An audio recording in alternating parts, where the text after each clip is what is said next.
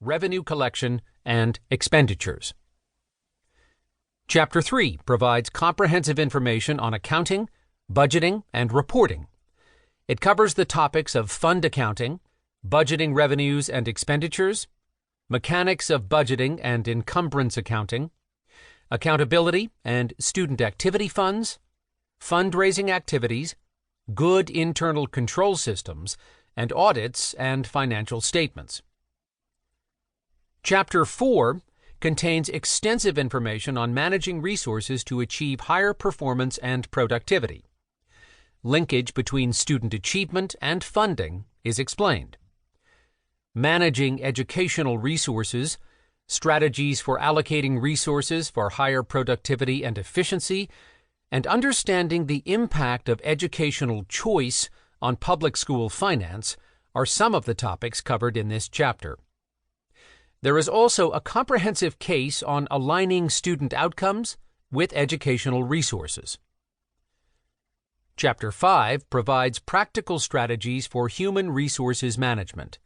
Examples are provided in projecting student enrollment, recruiting and selecting applicants, employment laws and evaluating employees, administering compensation programs, and collective bargaining. Practical examples and forms are also provided in this chapter. Also, there is a challenging concluding case study that can be helpful in understanding and applying the principles and strategies in the chapter. Chapter 6 covers facilities resource management. Topics include school facilities in the United States, facility design and student achievement, school facility planning, and environmental issues. There is a challenging case study on facility management at the end. The last chapter covers auxiliary services, food, safety, security, and transportation, federal and state building regulations and codes, facilities management, funding, contracting, transportation, safety and security, and special needs facilities are other areas covered in this chapter. Several practical strategies and examples of managing facilities and auxiliary programs are provided, along with a concluding case study. Features of the book.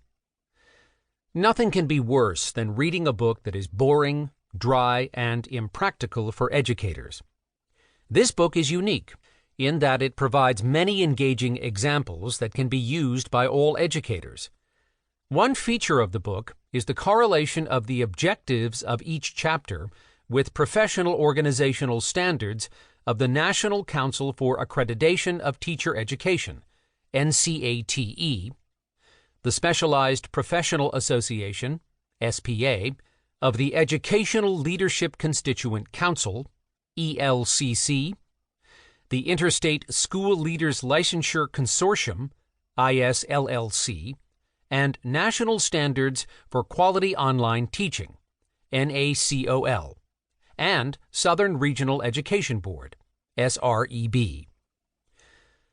Another valuable feature of the book is the incorporation of many diverse strategies related to school finance, leadership, motivation, recruiting and selecting candidates, and disciplining, compensating and bargaining, and terminating employees.